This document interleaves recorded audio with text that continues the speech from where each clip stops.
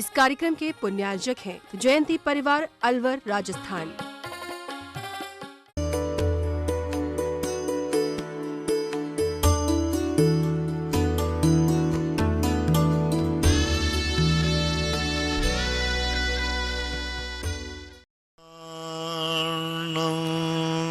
नमो सिद्धाणं नमो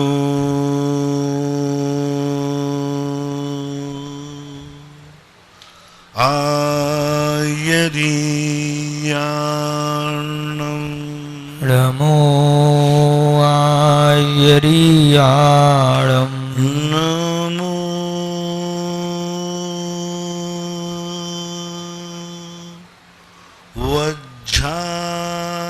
वज्रायाणं नमो वज्रायाणं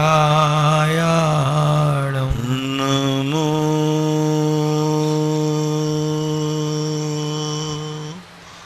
लोये सवसाहूर्णं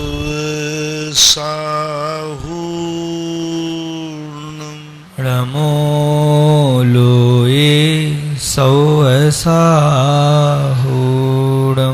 पंच परमेष्टि भगवान की जय हो। आचार्य श्री गुरुवर कुंद कुंद महाराज की जय हो। आचार्य श्री गुरुवर विद्यासागर महाराज की जय हो। परम पूज्य मुनिवर श्री 108 सुधा सागर जी महाराज की जय हो। केकली से प्रेमचंद जनन की जिज्ञासा है। महाराज श्री के चरणों में नमोस्तु। महाराज श्री विपत्ति के समय मन में भगवान की निरंतर स्मृति बनी रहती है। महाराज श्री हमें भगवान की स्मृति मन में बनाए रखने के लिए क्या विपत्ति आते रहने के लिए भी भगवान से प्रार्थना करनी चाहिए ताकि हमेशा भगवान की स्मृति मन में बसी रहे? कृपया समाधान। मेरे अनुसार चलो तो मैं तो इसी पक्ष में हूं, क्योंकि सुख का दिन जैसे ही आता है व्यक्ति धर्म से दूर भागता है। जैसे व्यक्ति के पास सुख समृद्धि धन वैभव बढ़ता है, बहुत कम लोग हैं जो धन वैभव सुख बढ़ने पर धर्म की तरफ जावे, जिसके लिए मैं सदा उदाहरण देता हूं आप लोगों को।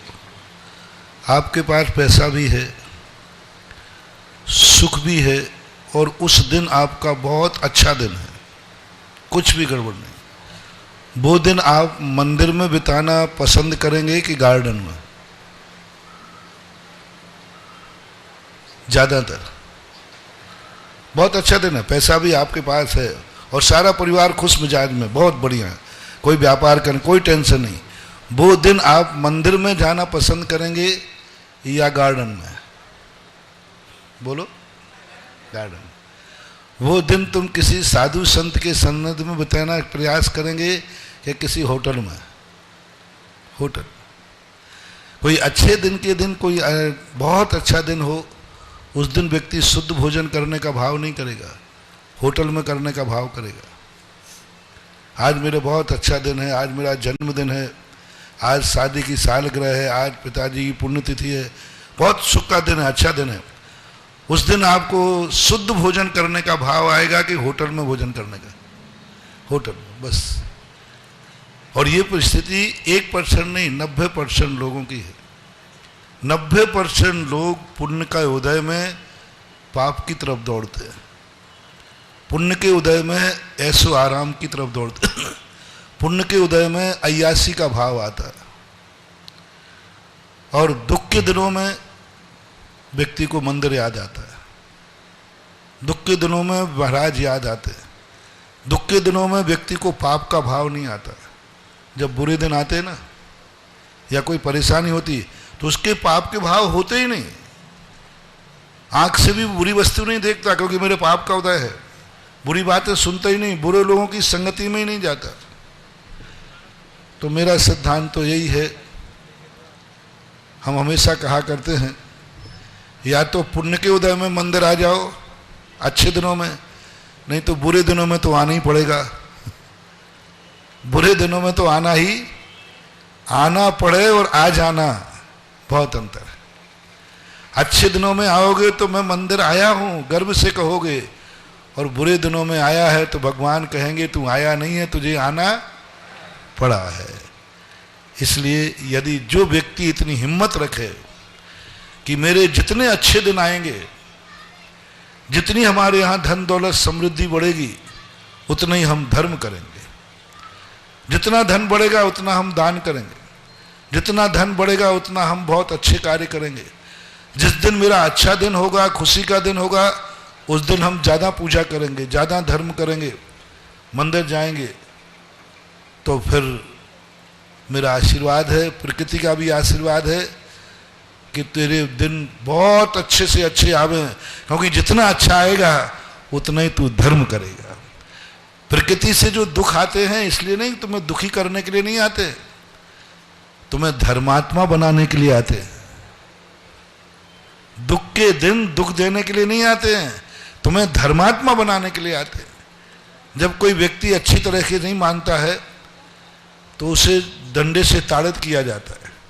इसलिए नहीं कि उसको डंडा से ताड़ित करना है, उसको डंडे के ताड़ित एक किसान अपने बैल को एक थप्पड़ डंडा मार देता है, तो बैल को दुखी करने के लिए मार रहा है कि सही लाइन पर लाने के लिए। बस अपने जीवन में जो भी दुख आते हैं, प्रकृति हमें सही पर लाइन पे लाने के लिए दुख भेजती है। यदि हम अच्छे दिनों में सही लाइन पे होते तो दुख के दिन आते ही नहीं, ऐसा मानो। इंदौर से प्रियम लवी जैन की जिज्ञासा है, महाराज श्री के चरणों में नमोस्तु। महाराज श्री, जीवन में पराधीनता और स्वतंत्रता के क्या मायने हैं, और समस्याओं अशांति से घिरी स्वतंत्रता तात्कालिक पराधीनता से कितनी ठीक है, कृपया मार्गदर्शन। जब व्यक्ति परोपकारी होता है तो पराधीनता होती नहीं। पराधीनता नाम की कोई चीज है ही नहीं दुनिया में। जब व्यक्ति परोपकारी हो जाता है तो पराधीन लगता है, उसे अच्छा लगता है। उसके अंदर, नौकर के अंदर ये भाव आ जाए कि मैं मालिक को, जिस मालिक ने हमें नौकरी दी है, जिस मालिक ने हमें आजीविका दी है, जिस मालिक ने हमें 2 रोटी दी है, इस मालिक का उपकार मैं कभी भूलूंगा नहीं। उसे कभी भी मालिक का कार्य करने में पराधीनता नहीं लगेगी, बल्कि अवभाग्य लगेगा, क्योंकि वो तो उपकार का बदला दे रहा है। यदि वो उपकार मान ले तो कि मुझे मालिक ने नौकरी दी है, यानी मेरी जिंदगी बचाई है, मेरा उपकारी है। यदि ये नौकरी नहीं देता, मजदूरी नहीं देता, तो मेरा परिवार कैसे पलता। यदि ये भाव उसके अंदर आ जाए, फिर उसे मालिक की पराधीनता लगेगी नहीं। बेटे को पराधीनता जब ही लगेगी जब पिता के प्रति वो उपकारी भाव भूल जाएगा। तो हमेशा हस क्रिया में उपकारी भाव लगने पर पराधीनता है ही नहीं दुनिया में। निमित्त नैमित्तिक संबंध है। बेटे को बड़ा होते ही लगता है कि पिता के अधीन नहीं होगा, मैं बड़ा हो गया, अब मैं आपकी गुलामियत नहीं करूँगा। उसको लग रहा है, क्योंकि उसको अहंकार हो गया कि मैं कुछ हो गया। इसलिए यदि संसार की पराधीनता की गुलामियत से उठना है तो अपने आप में एक उपादान दृष्टि लाओ, और वो उपादान दृष्टि है उपकारी भाव। मालिक ने तुम्हें नौकरी दे करके उपकार किया है कि तुमने मालिक की नौकरी करके उपकार किया है? सही बोलो, समझना। नौकर को मालिक ने नौकरी दी है तो मालिक का उपकार है, या नौकर मालिक का काम कर रहा है इसलिए मालिक पर नौकर का उपकार है? मजदूरी के लिए करने के लिए कौन तैयार हुआ था? मालिक ने मजदूर बनाया है कि मजदूरी करने के लिए तुम तैयार थे? चौराहे पर कौन खड़ा था? कोई दुनिया का ताकत हमें मजदूर नहीं बना सकती। जो मजदूरी करने के लिए खड़ा है उसको मजदूरी दी जाती है। यदि मालिक के हाथ में मजदूरी हो तो वो सारी दुनिया को मजदूर बना दे। कोई दुनिया का ताकत हमें मजदूर नहीं बना सकता, नौकरी नहीं दे सकता, नौकर नहीं बना सकता।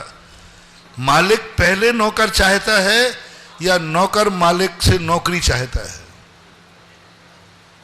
नौकर पहले नौकरी का मन होता है तभी नौकरी है। ऐसा कौन सा कानून है जो मालिक किसी को भी नौकर बना सकता है? कोई कानून नहीं। मजदूर बना सकता है, कोई कानून नहीं। मजदूर और नौकर स्वयं बनता है। वो बाजार में निकलता है, चौराहे पर खड़ा रहता है, कोई मुझे मजदूरी दो, मिस्त्री खड़ा है, लाइन पे खड़ा है, यही निकाला है सेठ ने, मुझे 4 नौकर चाहिए, 100 क्यों पहुंच गए? सरकार ने वैकेंसी निकाली, 1000 चाहिए, 10,000 क्यों पहुंच गए? लाइन लगा रहे हैं। सरकार तो इंटरव्यू ले रही है। सरकार मनोती फेर रही है या जो नौकरी पे आया है वो मनोती कर रहा है? माला कौन फेर रहा है? मुझे नौकरी मिल जाए। सेठ नहीं, आज तक मुझे कोई सेठ नहीं आया, महाराज जी आशीर्वाद दो, एक आध नौकर मिल जाए। लेकिन नौकर कई बार आए, महाराज जी आशीर्वाद दो, मुझे नौकरी मिल जाए। तो बताओ, पराधीनता हम स्वीकार करते हैं कि दूसरा हमें पराधीन बनाता है? सत्य यह है कि हम खुद पराधीनता स्वीकार करते हैं। जब स्वयं ने पराधीनता स्वीकार की है तो पराधीनता है कहाँ? मैंने तो जो सिद्धांत देखा है, इस दुनिया के अंदर कोई किसी को पराधीन बना नहीं सकता। बनाने का भाव आ सकता है, लेकिन बना नहीं सकता। जब हम पराधीन बनना चाहते हैं तब पराधीन बनाता है। हमारे यहाँ एक उदाहरण आता है। एक गाय को एक रस्सी से एक बांध के ले जा रहा था। गुरु ने पूछा शिष्य से, शिष्य बताओ कौन किससे बंधा है, किसने किसको बांधा है? बोले गुरुजी, इस किसान ने गाय को बांधा है। गुरुजी ने थोड़ा छू कर दिया, गाय बिचक गई, छूट गई। गाय आगे भाग रही है, वो पीछे भाग रहा है। शिष्य कौन किसके पीछे भाग रहा है? कौन किससे बंधा था? कौन किससे बंधा था? किसान ने गाय को बांधा था कि गाय ने किसान को बांधा था? कौन किससे बंधा है? गाय देखो स्वतंत्र होकर दौड़ रही है, पीछे कौन दौड़ रहा है? तो किसान बंधा हुआ है, गाय नहीं बंधी हुई है। अपन को देखने में आया है कि गाय बंधी है, सत्य यह है कि वो किसान गाय से बंधा हुआ है। तो यही स्थितियां सारी दुनिया में होती हैं। अपनी उपादान दृष्टि लाओ और उपकारी दृष्टि लाओ। यदि हमें थोड़ा सा भी भाव आ जाए, सामने वाले से मेरा उपकार हुआ है और इसने हमारे ऊपर नौकरी देकर मुझे उपकार किया है, इसने शरण देकर मुझे ऊपर उपकार किया है, तो आपको कभी नहीं लगेगा कि मेरे ऊपर गुलामियत, मैं गुलाम हो गया हूं, मैं पराधीन था। तो मैं सदा अभाग्य लगेगा और ऐसा लगेगा कि सदा इसकी साया मेरे ऊपर बनी रहे। इंदौर से पद्मावती जैन की जिज्ञासा है। महाराज श्री के चरणों में नमोस्तु। महाराज श्री, आज लोग अपने से दूरी बना रहे हैं और दूर के लोगों से नजदीकियां बना रहे हैं, ऐसा क्यों? कृपया समाधान करें। इसके 2 कारण हैं। जो अपने हैं वो उसके काम नहीं आ रहे, अपने जो हैं उनसे स्वार्थ सिद्ध नहीं हो रहा है। जो अपने हैं वो जो अपेक्षाएं रखता है वो अपेक्षाएं पूरी नहीं हो पा रही, एक बात। दूसरी बात है कि उस व्यक्ति को कहीं दूसरी जगह इनसे ज़्यादा उपलब्धि की संभावना है। वो जो चाहता है, जिनके बीच में है, उनसे वो इच्छाएं पूरी नहीं कर पा रहा है जो दूसरों की संगति में जाने से इच्छा पूरी हो जाती है। ये भावना उसके अंदर आ गई है। जिन माँ बाप के साथ वो रहता है, उनके साथ रहने के बाद उसकी इच्छा पूरी नहीं हो पा रही, इसलिए वो दूसरे के साथ रहना चाहता है। उसको भविष्य अंधकारमय दिख रहा है। शादी के बाद लोग माँ को छोड़कर पत्नी की तरफ जाते हैं। उसको दिख रहा है कि माँ के साथ मेरी जिंदगी अंधकार में है, पत्नी के साथ मेरी जिंदगी चलेगी, इसलिए वो माँ को ठुकरा देता है, अपनों से दूर हो जाता है। जिस माँ ने 25 साल तक तुम्हें पाला पोसा बड़ा किया, पराए घर की स्त्री 1 साल के लिए आई, वो तुम्हें आकर्षित कर लिया, 25 साल का प्रेम धूल में मिल गया, 1 साल का प्रेम भारी हो गया। किस कारण से? 25 साल का प्रेम था माँ का, वो आज निर्मूल हो गया। और 1 साल में आई हुई पत्नी का प्रेम इतना मूल्यवान हो गया कि वो माँ को ठुकरा देता है। क्यों? क्यों? क्या कारण हो? एक ही कारण है, माँ में भविष्य नहीं दिख रहा है, पत्नी में भविष्य दिख रहा है। जब उसको अपेक्षा लगने लगी कि माँ के साथ रहने में हमारा भविष्य उज्ज्वल है, माँ के साथ भविष्य रहने में हमारी इच्छाएं पूरी होंगी, हमारी जिंदगी चलेगी, या पत्नी के साथ, निर्णय करो। यदि दो फैसले तुम्हारे सामने आ जाएं, एक तरफ माँ और एक तरफ पत्नी, तुम्हारा फैसला क्या होगा, कितने % में? एक और माँ को है, एक और पत्नी है, फैसला हो गया, दो में से एक रहेगी। आपका झुकाव कितने % में किसकी तरफ होगा? पदम जी, कालाज बोलो, है कितने %? मुझे तो ज्यादा दिख रहा है। 90% लोग निर्णय करेंगे, रोते हुए करेंगे। कई बेटे मां को छोड़ते हैं रोते हुए, दुख के साथ, खेद के साथ, लेकिन अंतिम तो करता निर्णय क्या होगा कि महाराज क्या करें, जिंदगी तो मां से थोड़ी कटना है, पत्नी से कटना है, मन मार के सही, लेकिन आपका निर्णय पत्नी की तरफ जाएगा, मां की तरफ नहीं जाएगा। क्यों? आपके मन में वो स्वार्थ आ गया कि मेरा भविष्य किस में उज्जवल है। उज्जवल यानी पवित्र नहीं, उज्जवल यानी तुम्हारा भविष्य किस में है। बस एक ही कारण है, जो अपने थे उनसे दूर होने का कारण उसको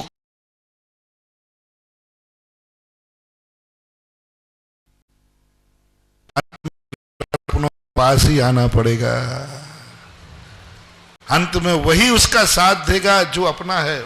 पराये का आकर्षण, जैसे सुसाइड करने वाले होते ना, वे सोचते हमें अब किसी के बीच में नहीं रहना, सब बेकार दुख के कारण है।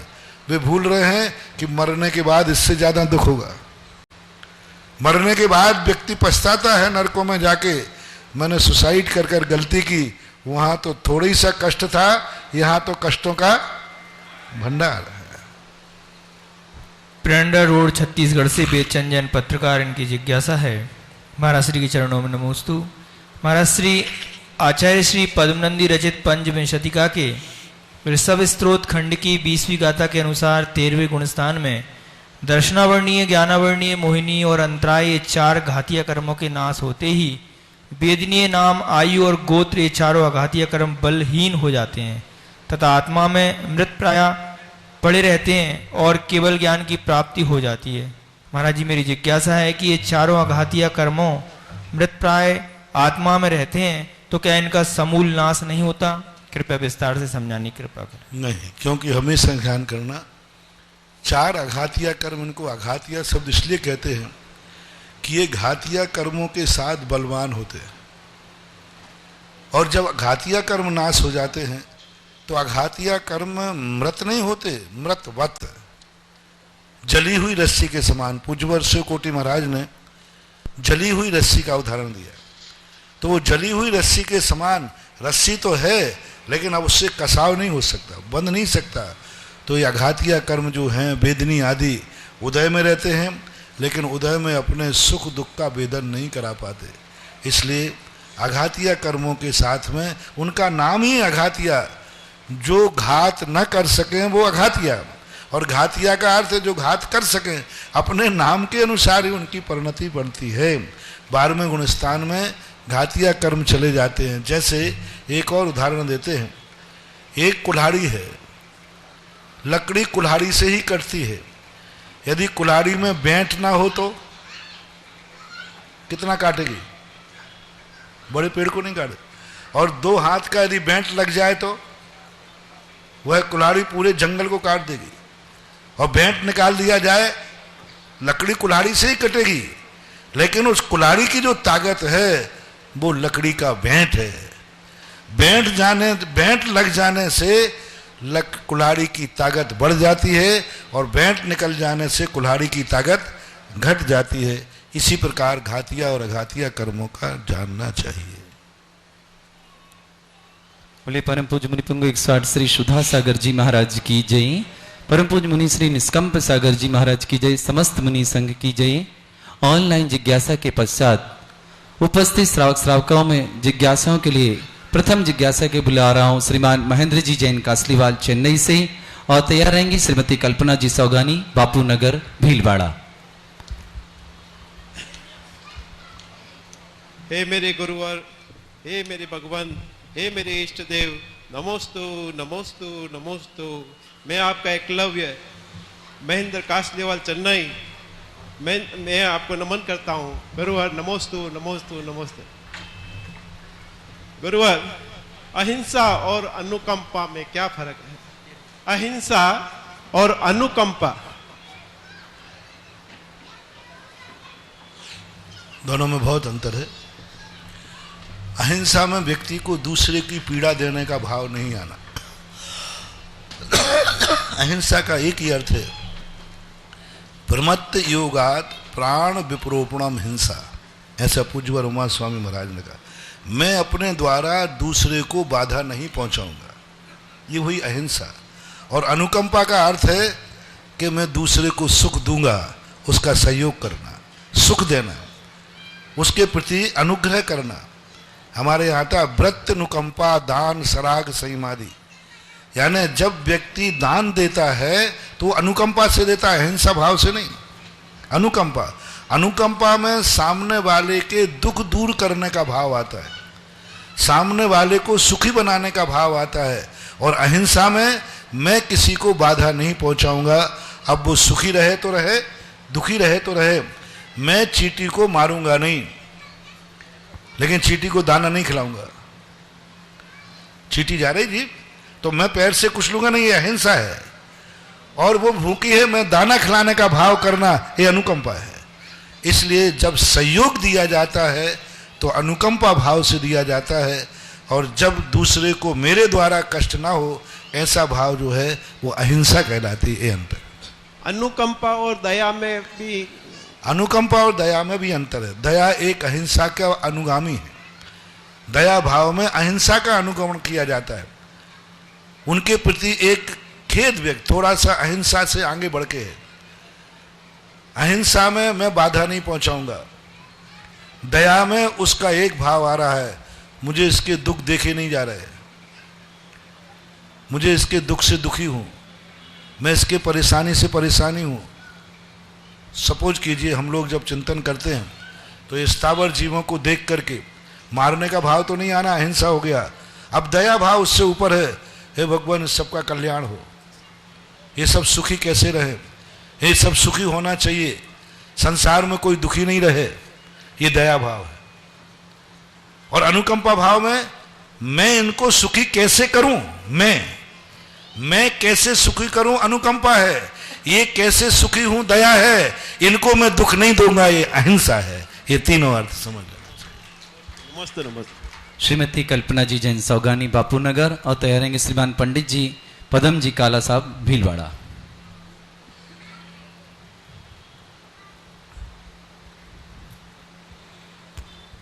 शीघ्रता करें। पंडित जी साहब आप ले लें, आप ले लीजिए पंडित जी। नमस्ते गुरुवर। गुरुवर मेरी जिज्ञासा है, एक व्यक्ति जो धर्म का भी उसे ज्ञान नहीं है और न जहाँ वो रहता है वहाँ मंदिर भी नहीं है, फिर भी उनके परिणाम इतने निर्मल होते हैं और वो अनजाने में ही धर्म क्रिया करते हैं। जैसे कि मेरे दादाजी थे, वो जहाँ रहते थे वहाँ मंदिर भी नहीं था, और एक जो व्यक्ति हैं जो साधर्मी हैं, मतलब धर्म क्रियाएं निरंतर नियमित रूप से करते हैं, फिर भी अपने परिणामों को निर्मल नहीं बना पाते। इसका क्या कारण महाराज जी? इसका कोई कारण नहीं, अभाव में वस्तु की कीमत होती है। जहाँ मंदिर नहीं होता वो मंदिर को तड़पते हैं, और जहाँ मंदिर होता है वो मंदिर के पास से गुजर करके भी अंदर नहीं जाते।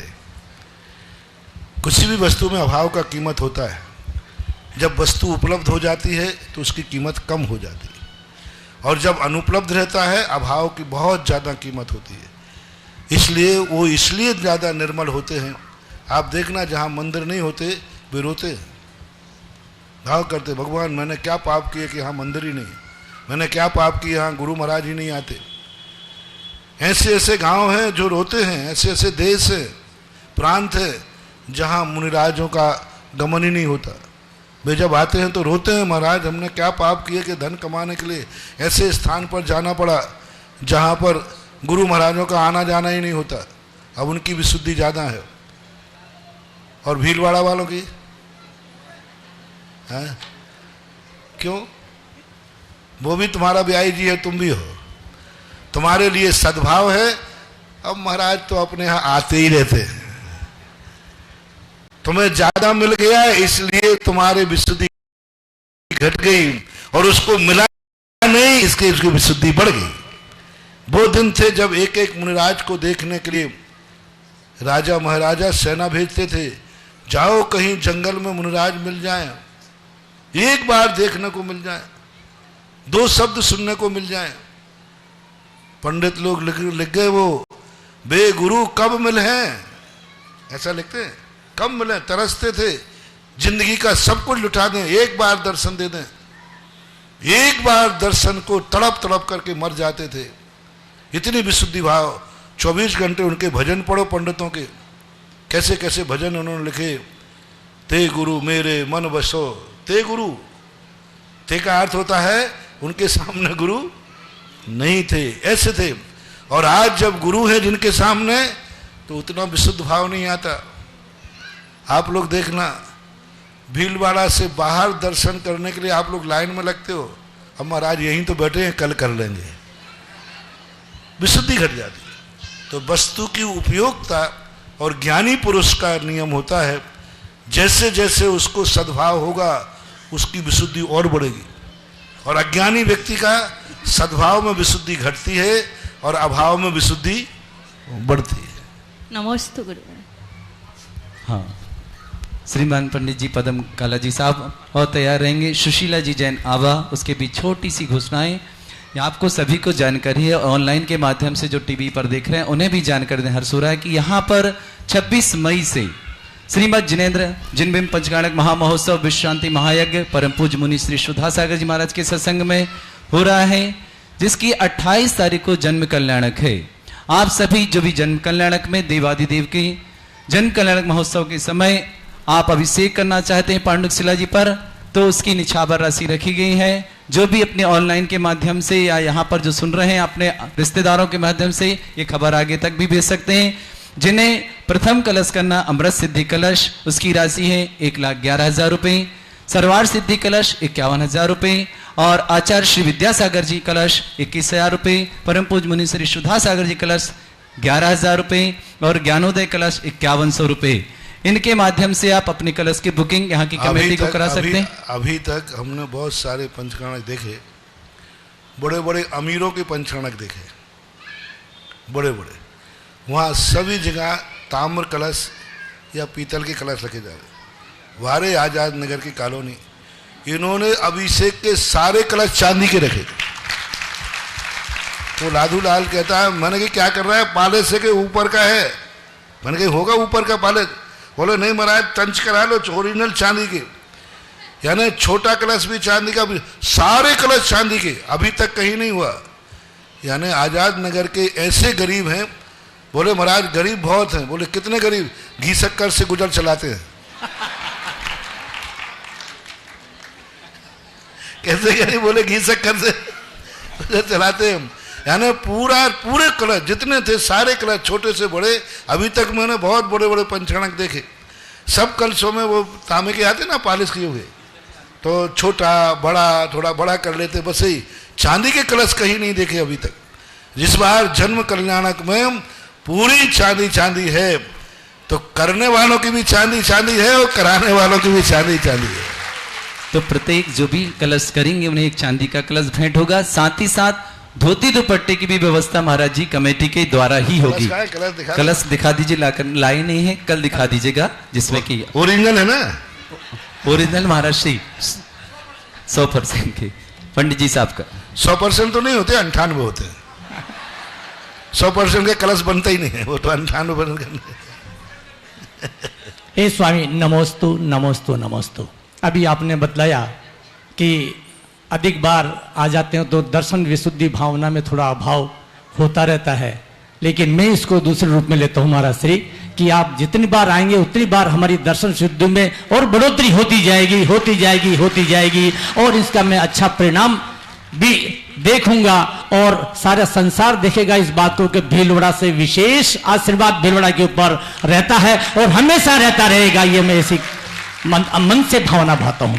शंका मेरी महाराज श्री इस प्रकार से है कि जिनागम में दो शब्दों का विशेष महत्व होता है जिनसे विश्व शांति के इस उपादान में महत्वपूर्ण सहभागिता रहती है, वो है शादवाद और अनेकांतवाद। तो शादवाद और अनेकांतवाद में कभी कभी शंका यूं हो जाती है शब्दों में कि आखिर दोनों चीजों को सही मानने पर भी कभी कभी शंका ये हो जाती कि आखिर इस दोनों पक्षों को मानने के बाद सत्य तक पहुंच पाएंगे कि नहीं पहुंच पाएंगे, वास्तविकता क्या रहेगी, इसलिए इसका शंका था समझा। अनेकांत तो वस्तु का स्वरूप है और स्यादवाद उस कथन को करने की शैली है। स्यादवाद धर्म नहीं है, ध्यादवाद वस्तु नहीं है, स्यादवाद सत्य नहीं है, स्यादवाद सत्य को समझाने की एक विधा है। इसलिए वक्ता के अभिप्राय पर चलता है स्यादवाद। स्यादवाद नयाधीन होता है और अनेकांत नयातीत होता है। अनेकांत का अर्थ है एक वस्तु में परस्पर प्रतिपक्षी अनेक धर्म एक वस्तु में रहते हैं, परस्पर विरोधी फिर भी एक वस्तु में रहते हैं, उसको बोलते हैं अनेकांत। अनेक अंत यानी धर्म, अनेक धर्म एक वस्तु में एक साथ एक दूसरे को बाधा पहुंचाए बिना वस्तु में रहते हैं, उसको बोलते हैं अनेकांत धर्म। उन जब परस्पर में विरोधी हैं फिर भी एक दूसरे का विरोध नहीं करते।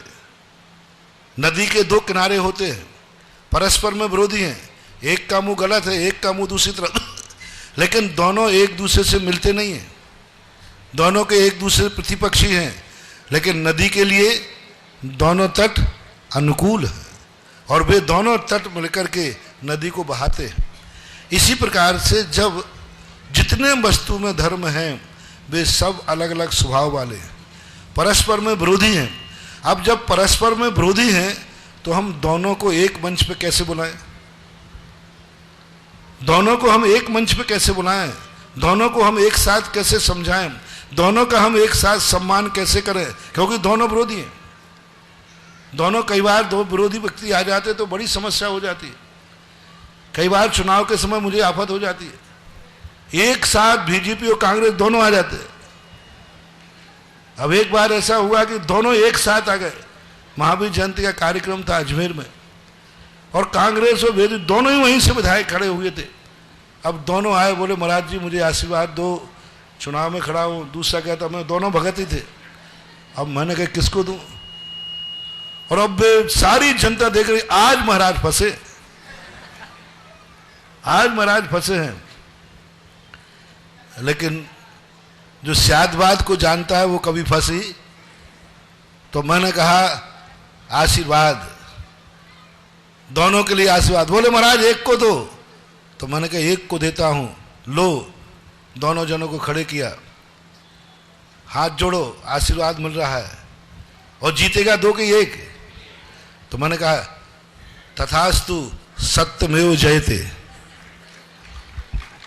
किसको दिया आशीर्वाद, किसको नहीं दिया आशीर्वाद, दोनों। बस इसका नाम है स्यादवाद। जब विरोधी सब तत्वों को हम एक मंच पर लाना चाहते हैं तो हमें सापेक्ष करना पड़ता है। जैसे अपन एक व्यक्ति को यदि हमें पिता कहना है तो हमें पुत्र की अपेक्षा कहना पड़ेगा। एकांत से हम उससे पिता कह देंगे तो वो किसी पिता का बेटा भी है। इसलिए स्यादवाद उन परस्पर विरोधी तत्वों को समझाने के लिए प्रस्तुत होता है और अनेकांत वस्तु का धर्म होता है। और अनेकांत और स्यादवाद दोनों में आ जाए, व्यक्ति सत्य को प्राप्त कर ही लेगा, क्योंकि अनेकांत और स्यादवाद से हट करके सत्य होता ही नहीं है।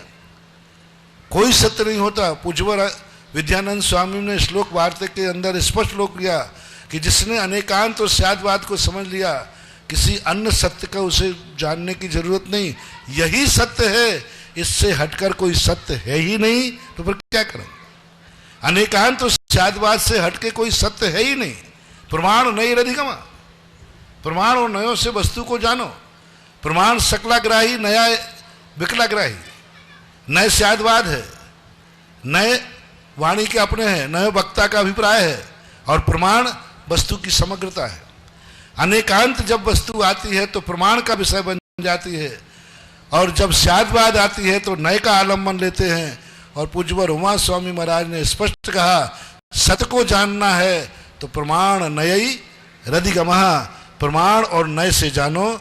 तो यही स्थिति है, दोनों के अलावा सत्य है ही नहीं, इसलिए दोनों को समझना ही सत्य को समझना है। नमोस्तु गुरुदेव। श्रीमती सुशीला जी जैन आवा और तैयार रहेंगे श्रीमान पंडित पंकज जी शास्त्री सलूम्बर। महाराज श्री 21,000 11,051 में इतने बड़े बड़े कलश भेंट करने का इन्होंने भाव बनाया। भी बड़े कलश तो आए नहीं बन करके, ये छोटी राशि वालों के हैं इतने बड़े कलश। महाराज जी इतने बड़े कलश जो दे रहे हैं ना, हाँ बता दो, एक एक बता दो अलग अलग। हाँ, ये 21,000 की राशि के माध्यम वालों को प्राप्त होगा, ये 11,000 वालों को, और ये 5100 की राशि वालों को प्राप्त होगा। देखिए बहुत बड़े कलश और बहुत सुंदर बनाने का प्रयास किया लादूलाल जी साहब ने। भीलवाड़ा समाज निश्चित ही, और मैं संपर्क सूत्र में अकेला लाधू के मत कहो, पूरी कमेटी को फट जाएगा। सकल समाज कह रहे हैं श्री। मैं 2-3 नंबर आपको व्हाट्सएप के लिए, मोबाइल के लिए आपको जो जिन्हें स्वीकृति देना है उनके दे रहा हूं। आप लोग यदि टीवी पर बैठे जो है अपने नंबर नोट कर सकते हैं। यहां से बोल रहा हूं मैं 9413863861। फिर से एक बार 9413863861, 9252077440। एक बार फिर से कर रहा हूं 9252077440। इन 2 नंबरों के माध्यम, और भी नंबर हैं किंतु अभी मैं समय के अनुसार 2 नंबर दिए हैं। इन नंबरों पर संपर्क करके आप अपने कलश आरक्षित कर सकते हैं। ऑनलाइन के माध्यम से भी करा सकते हैं। कलश आपके पोस्ट के माध्यम से, कोरियर के माध्यम से आपके परिवार तक पहुंच जाएगा, आपके घर तक। इसलिए जिन्होंने भी परम पूज्य महाराज श्री से चरणों में निवेदन, महाराज श्री क्या जन्म कल्याण के कलश करने का कोई विशेष महत्व है? अभी कोई दूसरे प्रश्न करें जी। नमस्ते महाराज जी। कल्याण के 5 होते हैं, तो मैं 2 कल्याण में पढ़ रहे थे। जब आवा में प्रश्न पूछा था तो कि आपकी पूजा अधूरी है, तो मैं जब अपने 5 कल्याण पढ़ती हूँ रोजाना, हाँ। तो अब इसमें मेरी जिज्ञासा ये है कि 678 कलसा प्रभु जी के सिर डरे, पुनि श्रृंगार प्रमुख आचार सभे करे। तो ये श्लोक भगवान के अभिषेक के टाइम पढ़ना, बोलना चाहिए या नहीं बोलना चाहिए? समझ गया मैं। जन्म कल्याण की स्तुति है, यह स्तुति जो है अभिषेक के समय नहीं पढ़ना चाहिए। कौन सी पढ़ना चाहिए? किसी भी आचार्य ने जब अभिषेक पाठ किया, पूज्यवर मांगनंदी महाराज ने, उन्होंने कहीं भी इस बात का उल्लेख नहीं किया कि मैं अभिषेक कर रहा हूँ। उन्होंने स्पष्ट रूप से उल्लेख किया, मैं किन भगवान का अभिषेक कर रहा हूँ। कर्म प्रबंध निगडई रविहीन ताप्तम ज्ञात्वापि भक्ति वसतः परमादि देवम तम स्वीय कलमस गणोन्मथ नाय देव शुद्धोदकई रभिनयामि महाभिषेकम। मैं उन भगवान का अभिषेक कर रहा हूँ जिनके 4 घातिया कर्म नष्ट हो चुके हैं। इसलिए यह स्तुति पढ़ना अभिषेक के समय एक प्रशंसात्मक तो हो सकती है, लेकिन अभिषेक के लिए यह स्तुति नहीं पढ़ना चाहिए, क्योंकि 678 कलशा प्रभु जी के सिर ढुरे, ये मात्र जन्माभिषेक के समय ही ढुरते हैं। अन्य समय पर 1008 कलश नहीं ढुलते हैं। अन्य समय पर वही कलश ढोला जाता है जितना गंधोदक है। वहाँ जो 1008 कलश ढोले गए वो एक दस्तूर है, सगुन है, नियोग है। वो एक कहना चाहिए कि तीर्थंकर प्रकृति का एक नियोग है कि 1008 ही होना चाहिए। लेकिन जब अरहंत भगवान का अभिषेक होता है तो कोई भी आगम में ये नहीं लिखा कितने कलश 1008 होना चाहिए कि 108 होना चाहिए कि 1 होना चाहिए, बल्कि ये लिखा है बिंदु रेकोपि निर्णाम। पूज्यवर मांगनंदी महाराज ने लिखा, एक बूंद भी यदि भगवान के ऊपर धारा डाली तो वो एक बूंद गंधोदक भी भुक्ति और मुक्ति को देने में समर्थ है। यानी वहां ये निश्चित हुआ कि अरहंत भगवान के ऊपर एक बूंद कलश से लेकर, एक बूंद से लेकर के अपन कितने ही कलश ढाल, नियत नहीं है, कितने ही कलश ढलना चाहिए। 4 ही कलश ढलना चाहिए, 1 ही ढलना चाहिए। मैं कह रहा हूं 1 बूंद डाल दीजिए, बस 1 बूंद डाल करके रख दीजिए, अभिषेक भगवान का हो जाएगा। लेकिन जन्माभिषेक में ऐसा नहीं चलेगा। जन्माभिषेक में 107 कलश भी नहीं और 109 कलश भी नहीं, वो एक नियोग है, दस्तूर है। इसलिए जन्माभिषेक कदापि नहीं है, ये अरहंत भगवान का अभिषेक है। नमस्ते महाराज जी। श्रीमान पंकज जी शास्त्री सलूम्बर और तैयारेंगे श्रीमती सोनू जी जैन नसीराबाद। गुरुवर के चरणों में कोटि शत नमन। गुरुवर, एक अखंड भारत था पहले, भारत के विभाजन के बाद पाकिस्तान अलग हो गया। महाराज जी, उस पाकिस्तान में हमारी सिंधु घाटी की सभ्यता है, मैरानागढ़ की सभ्यता है, तक्षशिला विश्वविद्यालय है। तो महाराज जी, ऐसी पवित्र जगह पर महाराज जी आज क्या कारण है ऐसा कि उसकी पुद्गल वर्गणाएं काम नहीं कर रही है महाराज जी? तो क्षेत्र परावर्तन से महाराज जी ये समझ लेना चाहिए कि भाव खराब होते ही क्षेत्र भी उसकी चपेट में आ जाता है। भरत क्षेत्र का एक नियोग है वृद्धि ह्रास। अवसर्पणी काल में आर्य खंड का भरत क्षेत्र का ह्रास होना स्वाभाविक है। तत्वार सूत्र में उमा स्वामी महाराज ने स्पष्ट उल्लेख, भरत ही रावत योर वृद्धि ह्रास, 6 कालों के माध्यम से वृद्धि और ह्रास होता रहेगा। अब वो ह्रास पानी के माध्यम से होता है, प्रकृति के माध्यम से होता है, समुद्र का पानी बढ़ रहा है। दूसरा बंटवारे के माध्यम से होता है कि आज वो स्थान उस रूप में हो गया जो कभी आर्य खंड था। जिस भूमि को कभी भारतवासियों ने वंदे मातरम कहा था, राष्ट्रभूमि कहा था, आज वह विदेश भूमि है। एक समय वो था कि लाहौर को वंदे मातरम कहते थे, हम लाहौर में भारत में ही था, भारत भूमि राष्ट्रमाता कहते थे। आज वह विदेश भूमि हो गई, आज वो वंदे मातरम नहीं हो गए। आज वो वंदे मातरम पाकिस्तान भूमि को हम वंदे मातरम के अंदर नहीं लेंगे, लेकिन कल थी। लाहौर के अंदर जैन मंदिर था, आज भी पाकिस्तान के अंदर जैन मंदिर है, और जैन मंदिर में आज भी वहाँ रथ रखा हुआ है, वो पुरातत्व विभाग के अंदर में है। जयपुर के अंदर आदर्श नगर में पाकिस्तान मुल्ताई से मंदिर आया था, मुल्तान से, और मुल्तान से मंदिर आकर आज भी विराजमान है। तो अब ये समय के दौर के कारण से इस प्रकार की स्थितियाँ बनती जाती हैं। पौद्गलिक वर्णाओं की एक मर्यादा होती है, समय होता है, उनकी ताकत वहाँ के रहने वाले व्यक्तियों के ऊपर आधारित रहती है। पुद्गल स्वयं में समर्थमान नहीं होता। मैंने बहुत बार कहा, वही मूर्तियाँ हैं जिन मूर्तियाँ कल अतिशयकारी नहीं थी, आज हो गई। क्या कारण है? मैंने कुछ नहीं किया। लोग कहते महाराज आप क्या करते हैं कि भाई मूर्तियाँ कल तक कोई पूछता नहीं था, और आज उन्हीं का अभिषेक करने के लिए मैंने कुछ नहीं किया। मूर्ति वही है, पंचकणक वही है, पर मैंने नमोस्तु करने वाले बढ़ा दिए, मूर्ति में चमत्कार हो गया। मूर्ति में ताकत थी, शक्ति थी, लेकिन उसको झेलने वाली सामने वाली शक्ति नहीं थी, विशुद्धि नहीं थी, इसलिए मूर्ति निर्जीव होती जाती है, प्रतिष्ठा भी खत्म हो जाती है। इसलिए वहाँ पर रहने वाले जो लोग हैं, वे लोग यदि गलत हो जाते हैं तो पुद्गल भी की शक्तियाँ भी द्रोहित हो जाती हैं, समाप्त हो जाती हैं।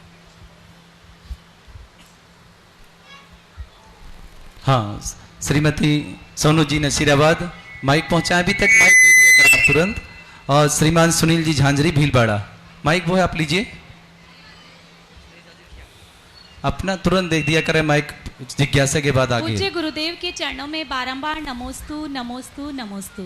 गुरुवर, मेरी जिज्ञासा है कि जब हम बचपन में छोटे थे और हमें चलना नहीं आता था तो लोग गिरने से पहले ही हमें संभाल लेते थे, लेकिन अब जब हम बड़े हो गए हैं और चलना सीख लिया है तो लोग नीचा गिराने में कोई कसर नहीं छोड़ते हैं। ऐसा क्यों? कृपया समाधान दीजिए। इसका मूल कारण है कि हम दूसरे का संभालना पसंद नहीं करते, इसलिए लोग सोचते हैं क्योंकि हम इतने गिर गए कि लोग हमें गिराने की चेष्टा करते हैं। यदि हम शुरू से, जब हम कोई माँ संभालती है या छोटे में कोई संभालता है तो हम उसका उपकार मानते थे, और आज कोई हमें संभालता है तो संभालने के बाद हम यूज एंड थ्रू हो जाते हैं, हम उस उपकार को मानते नहीं हैं। जिन जिन ने हमें संभाला, जिन जिन ने हमें बचाने के हाथ बढ़ाए, हमने बाद में उन्हीं के हाथ काट दिए। इसके लिए एक कहावत आती है कि एक दो चूहे थे और दो चूहे बिल्ली पकड़ने के लिए आई तो दोनों चूहे हंस के पास पहुंचे। हंस को दया आ गई, उन्होंने कहा चूहो तो मेरे पंखों में छुप जाओ, और उसने छुपा लिए। बिल्ली ढूंढती हुई वापस चली गई। हंस ने जैसे ही पंख उठाए उनके दोनों पंख नीचे गिर गए। बोले ये क्या किया? चूहे तुमने ये क्या किया? मैंने तुम्हारे ऊपर उपकार किया, तुम्हें बचाया। तो चूहों ने कह दिया कुतरना तो मेरा स्वभाव है, अब उपकारी के पंख कुतर डाले। तो कई बार ऐसा होता है कि हम उपकारी को उपकार नहीं मान पाते, इसलिए उपकारी हमारे चारों तरफ कम हो जाते हैं, गिराने वाले लोग ज़्यादा हो जाते हैं। यदि हम उपकारी का उपकार माने तो हमें बचाने वाले ज़्यादा आएंगे, गिराने वाले आएंगे भी, वे तुम्हारा कुछ भी नहीं बिगाड़ पाएंगे, क्योंकि हमने उपकारी को हानि नहीं पहुंचाई, उपकारी के उपकार नहीं माने। और उपकारी का उपकार यदि हमने मान लिया, उसको हानि नहीं पहुंचाई और एहसान मानते रहे, तो तुम्हारे चारों तरफ उपकारी खड़े रहेंगे। अनेक अपकार करने वाले आएंगे, लेकिन वो तुम्हारे निकट तक ही नहीं आ पाएंगे, क्योंकि उपकारी इतने हो जाते हैं। श्रीमान सुनील जी झांझरी भीलवाड़ा और तेरे सुनीता जी ठोलिया नीमाज। हे गुरुवर, मेरा आपके चरणों में त्रय बार नमोस्तु नमोस्तु नमोस्तु। मेरी जिज्ञासा है गुरुवर कि हम गृहस्थ में रहकर मोक्ष मार्ग अपना सकते हैं क्या, और अपना सकते हैं तो कैसे? मोक्ष मार्ग दो प्रकार का होता है, एक साक्षात मोक्ष मार्ग और एक परंपरा से मोक्ष मार्ग। किसी भी मंजिल पर जाने के लिए दो रास्ते होते हैं, एक घर से स्टेशन तक का और एक स्टेशन से मंजिल तक का। तो गृहस्थ घर से स्टेशन तक जा सकता है, स्टेशन के बाद तो फिर मेरा ही काम आएगा, दूसरा काम नहीं होगा। स्टेशन तक, स्टेशन के बाद सबकी दिशा, मान लो शिखर जी जाना है भीलवाड़ा से, तो जब स्टेशन तक के बाद तो सबका एक ही दिशा होगी, लेकिन स्टेशन तक जाने के लिए कौन सी दिशा से आएंगे? चारों दिशा से, कोई पश्चिम से, कोई पूरब से, कहीं से भी आ सकते हैं। तो गृहस्थ का रास्ता स्टेशन तक का है, स्टेशन के बाद मुनि का रास्ता है। यही जैन दर्शन की नियत है। नमोस्तु गुरुदेव। श्रीमती सुनीता जी ठोलिया नीमाज तेरे भैरूलाल जी जैन साहब। नमोस्तु गुरुदेव, नमोस्तु गुरुदेव, नमोस्तु गुरुदेव। गुरुदेव, आपने यहाँ पर कल्पवृक्ष की रचना बनाई है, बहुत सुंदर बनी हुई है, ऐसी रचना हमने कभी नहीं देखी। मैं सबसे कहना चाहूँगी, भीलवाड़ा के संगीत कला केंद्र में कल्पवृक्ष की रचना बनी है, उसके दर्शन करने अवश्य है। गुरुदेव, मेरा प्रश्न है, जीवन को किस प्रकार जिए कि संलेखना पूर्वक मरण हो, और पुराना शरीर छोड़कर नया शरीर धारण करने में कितना समय लगता है? पहली बार तो जो बड़े मंदिर की कही, आप लोग आज देख रहे हो, मैंने उसी दिन देख लिया था जिस दिन मैंने नक्शा दिया था। शिल्पी पाषाण में मूर्ति देख लेता है और ग्राहक मूर्ति बनने के बाद मूर्ति देखता है। यदि इतना सुंदर नहीं होता तो बड़े मंदिर वालों में इतनी अकल नहीं है कि वो इतनी बुद्धि लगा ले। उनको जब नक्शा दिया चतुर्मुखी मूर्ति का, और जो कल्पवृक्ष की रचना की और जो उसका नक्शा इनको दिया, तो मुझे उसी दिन लग रहा था कि इतनी विशाल मूर्तियों के ऊपर ये कल्पवृक्ष आएगा तब क्या रूप होगा। मैंने उसी दिन देख लिया था, आप लोग आज देख रहे हो। इसलिए जिन जिन लोगों को पहले नहीं देखा, जिन जिन को कल्पवृक्ष देखना है कैसा होना चाहिए, वे जरूर भीलवाड़ा के बड़े मंदिर को देखें। एक जब से दूसरे जीव में जाने के मरने के बाद व्यक्ति कम से कम एक समय, अधिक से समय 3 समय लगते हैं। चौथे समय में वह शरीर को नियम से ग्रहण कर लेता है। इसलिए अधिकतम 3 समय, कम से कम 1 समय एक शरीर से दूसरे शरीर को धारण करने में लगता है। श्रीमान, गुरुदेव, जीवन को किस प्रकार जिए कि संलेखना पूर्वक मरण हो? मैं जी रहा हूं ना, गृहस्थी में रहकर। गृहस्थी में संलेखना का रहना, अंत में तो उसे संलेखना के समय गृहस्थी छोड़ना ही पड़ेगी। गृहस्थ की संलेखना के लिए पूज्यवर समंतबद्ध महाराज ने रत्नकरण श्राप का आचार में स्पष्ट लिखा, पहले वृत्ति होना, प्रतिमाधारी होना जरूरी है। अविरति की संलेखना नहीं होती, असैनी की संलेखना नहीं होती। कम से कम उसने 12 व्रतों का पालन करना, 5 अणुव्रत, 4 शिक्षाव्रत, 3 गुणव्रत, इन अणुव्रतों का पहले पालन करे और इनको निरतिचार पालन करके अंत में जाके संलेखना होती है। अविरत सम्यक दृष्टि की संलेखना नहीं होती, मिथ्या दृष्टि की तो होती ही नहीं। पंचम गुण स्थान प्राप्त किए बिना संलेखना नहीं हो सकती। श्रीमान भैरूलाल जी जैन साहब और तैयार रहेंगे दर्शना जी जैन पहाड़िया। गुरुदेव के चरणों में मेरा और मेरे परिवार की तरफ से त्रिबार नमोस्तु नमोस्तु नमोस्तु। गुरुदेव, मेरा क्वेश्चन सुबह आप द्वारा मंदिर जी में अभिषेक के लिए बताया गया था। मेरा ये प्रश्न है कि आप द्वारा कहा गया कि हर आदमी को गंधोदक घर ले जाना चाहिए, मगर जो हर आदमी व्यक्ति जो अभिषेक करता है उनकी भावना अलग अलग होती है, और जो अभिषेक का जो गंधोदक है उसका पात्र एक ही होता है। क्या गुरुदेव उस गंधोदक को घर ले जाना चाहिए या नहीं, इसकी समस्या का समाधान कीजिए। सारे घर की यदि घर है तो सबकी भावना एक समान ही होती है, एक दूसरे के उपकार की, हित की। मैंने पड़ोसी को तो नहीं कहा, घर को कहा ना। तो घर की भावनाएं प्राय, आप घर के लोग एक दूसरे के दुख से दुखी होते हो कि नहीं? तुम्हें कोई दुख नहीं, घर में कोई दुखी है तो, घर में किसी को सुख हो गया तो, यदि बेटे के अच्छे नंबर आए तो बाप को खुशी होगी कि नहीं? तो बस जिनके दुख से तुम दुखी होते हो, जिनके सुख से तुम सुखी होते हो, वे सबकी भावना एक समान होती हैं, एक ही मानी जाती हैं, क्योंकि सब एक कुटुंब के रूप में है। पड़ोसी के लिए नहीं देना, अपने घर तो ले जाना, और उनके लिए घर ले जाना। यदि सारा परिवार मंदिर में आया है तो फिर घर ले जाने की जरूरत नहीं है, लेकिन घर में उनके लिए ले जाना जो घर नहीं आए हैं। और मेरे से कायदे से पूछो तो हर जैनी के लिए जब उसके घर में कोई व्यक्ति आवे, मेहमान, तो उसका स्वागत आप चाय पानी से करते हैं। उसका सबसे पहले स्वागत गंधोदक से होना चाहिए, क्योंकि ये जैन है। सुबह से शाम तक घर में, मंदिर में, घर में गंधोदक रखे रहो एक स्थान। जब भी कोई मेहमान आवे सबसे पहले गंधोदक से स्वागत कीजिए, उसका मंगल होगा। तुम्हारे घर में आते ही उसको गंधोदक के दर्शन होंगे, वैसे ही उसकी पोवारा हो गया, मंगल हो गया। मैंने तो एक बार कहा था जबलपुर के अंदर कि जब तुम्हारी बारात आती है जैनी की, उसका स्वागत आप इतर से, स्प्रे आदि सबसे करते हैं, उसमें मैं कोई बाधा नहीं डाल रहा हूँ। बारात जब भी आवे दिन में, उसका स्वागत गंधोदक से होना चाहिए।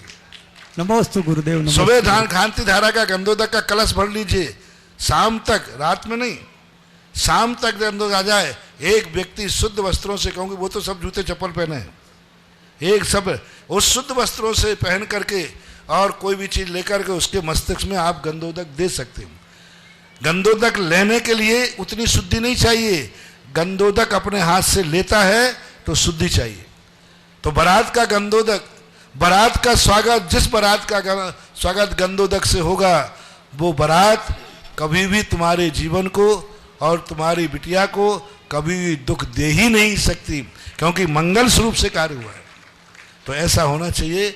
हमारे शास्त्रों में बहुत शक्तियां हैं, लेकिन तुम लोगों ने सारी शक्तियों को द्रोहित कर दिया है।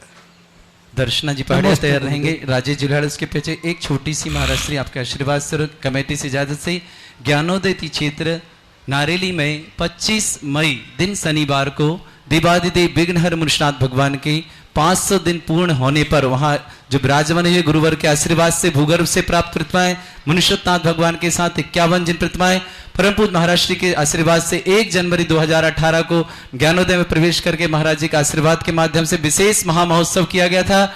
उसी तरह 25 मई दिन शनिवार को ज्ञानोदय क्षेत्र नारेली में 500 दिन पूर्ण होने के उपलक्ष्य में ज्ञानोदय क्षेत्र कमेटी महामस्तक अभिषेक, साथ ही साथ 1008 कलशों के माध्यम से अभिषेक, साथ ही साथ स्वर्णमयी झारी के माध्यम से अभिषेक होगा। जो भी ज्ञानोदय क्षेत्र में प्रथम कलश करना चाहता है उसे ही शांति धारा का सौभाग्य भी प्राप्त होगा, उसे ही 1008 कलशों से अभिषेक करने का विशेष सौभाग्य प्राप्त होगा। राशि 5 कलश रखी गई है। जो भी अपना नाम देना चाहते हैं ऑनलाइन के माध्यम से, सभी के पास ज्ञानोदय क्षेत्र का नंबर है, फिर भी एक बार दोहरा देता हूं नंबर में 9928091110। फिर से एक बार 9928091110 पर अपने संपर्क कर सकते हैं। प्रथम कलश 1008 कलशों के माध्यम से अभिषेक, साथ ही साथ स्वर्णमयी झारी से शांति धारा, अष्ट प्रातिहार चढ़ाने का मौका, आपके साथ आई महिलाओं को अलग से अष्ट प्रातिहार चढ़ाने का मौका, यह सब कार्य, साथ ही साथ एक चांदी का विशेष कलश उन्हें भेंट किया जाएगा। साथ ही साथ समोसण की पूरी फोटो पूरे परिवार के साथ वहां पर तुरंत निकाल करके कवर करके दी जाएगी। जिन्हें भी अपना नाम देना हो 25 तारीख के पहले अपने नाम व्हाट्सएप के माध्यम से, फोन के माध्यम से ज्ञानोदीति क्षेत्र कमेटी के अध्यक्ष मंत्री कोषाध्यक्ष के नाम से आप फोन करके अपनी बुकिंग करा सकते हैं। जिज्ञासा के लिए दर्शना जी पहाड़िया और तैयार रहें श्रीमान राजेश जी लोहाड़िया। जगत पूज्य व परम सत्य गुरु को मेरा और मेरे परिवार का त्रिबार नमोस्तु नमोस्तु नमोस्तु। महाराज जी, मेरी जिज्ञासा है कि जब दुशासन द्रौपदी का चीरहरण कर रहा था तब सभी वहाँ पर विराजमान थे और वो सब नीति और धर्म का साथ देने वाले थे, लेकिन फिर भी उसका चीरहरण हो रहा था, तो क्या इसमें कर्म का नियोग था? नहीं, वहाँ नीति थी। पहले ही दुर्योधन ने शर्त रखी थी कि मेरे दूध कीड़ा के बीच में कोई बोलेगा नहीं, और जो बोलेगा वो राजद्रोही माना जाएगा, और राजद्रोही का दंड है देश निकाला या मृत्यु। तो दुर्योधन ने शकुनी मामा की सलाह से वहाँ दूध कीड़ा के स्थल पर 2 शर्तें रखी थी। सभी व्यक्तियों का उपस्थित होना अनिवार्य है और कोई बोलेगा नहीं, और जो बोलेगा धर्मराज का जुआ के लिए आ सकते थे, नहीं आ सकते थे। दुर्योधन खुद बुला लेता, जुआ के लिए नहीं आते, शकुनी बुलाता, नहीं आते। राष्ट्र के द्वारा, राजा के द्वारा कहलाया गया, राजपत्र गया वहां पर धर्मराज के पास कि राजा की आज्ञा है कि आपको दूध कीटा के लिए राज दरबार में आना है। अब धर्मराज के हक्के बक्के रह गए, धर्मराज की स्थिति बिगड़ गई कि अब क्या करूं, मैं नहीं जाता हूं तो राजद्रोही मान करके या तो फांसी मिलेगी या देश निकाला मिलेगा। राजाज्ञा के 2 ही सजाएं होती थी, और जाता हूं तो पाप है, तो मरता क्या नहीं करता। अब बोलो, दूध कीड़ा में जाना अनिवार्य हो गया या मरना अनिवार्य हो गया, और धृतराज थे मृत्यु दंड देते आ गए। और यही राजद्रोह, यही शर्त रखी पिता के, हर राज के राज कर्मचारी, राज पदाधिकारी को वहां उपस्थित होना अनिवार्य रहेगा। ताश्री भी रहेंगे, विदुर भी रहेंगे, सब रहेंगे वहां, राज आज्ञा होना चाहिए। धृतराज घबरा गए कि बेटा ये क्या करो, बोले नहीं करते हो तो मैं मर जाऊंगा। धृतराज ने राज आज्ञा जाहिर की और सबको शर्त लगा दी, कोई बोलेगा नहीं दूध कीड़ा के बीच में दोनों पक्षों में। तो वहां कानून ऐसे बनाए गए थे, यदि कोई भी बोल देता तुरंत उसका वध कर दिया जाता, तुरंत उसको फांसी दे दी जाती या देश निकाला दिया जाता। इसलिए कोई बोलने का अधिकारी नहीं था, वो एक षड्यंत्र था, एक प्रपंच था। दुर्योधन जानता था कि मैं जो करने जा रहा हूं कोई भी महारथी इसको सहन नहीं करेगा, ताश्री सहन नहीं करेंगे, गुरुदेव द्रोणाचार्य सहन नहीं करेंगे, कोई सहन नहीं करेगा। इसलिए उसे सबको पाबंद कर दिया।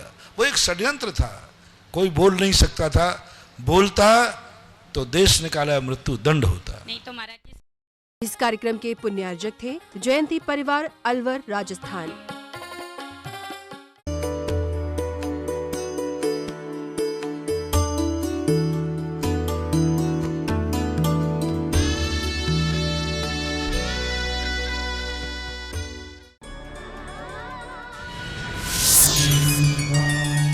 संत शिरोमणि आचार्य श्री विद्यासागर जी महाराज के आशीर्वाद से श्री सिद्ध क्षेत्र सोनागिर की भूमि पर अहिंसा मानव कल्याण ट्रस्ट दिल्ली द्वारा 4 एकड़ भूमि पर बन रहे अहिंसा तीर्थ क्षेत्र का निर्माण किया जा रहा है। आचार्य विद्यासागर चिकित्सालय का उद्घाटन एवं 25 इंच की रत्नमयी पंचबालियाती जिनालय का शिलान्यास शीघ्र होने जा रहा है। संलेखना भवन, अतिथि भवन, म्यूजियम, प्रतिभा स्थली, गौशाला, लघु व हथकरघा का निर्माण कार्य योजनाबद्ध किया जाएगा। तीर्थ पर त्यागी व्रतियों के लिए आहार, आयुर्वेद एवं प्राकृतिक चिकित्सा द्वारा इलाज की भी विशेष व्यवस्था की गई है। पंचबालिया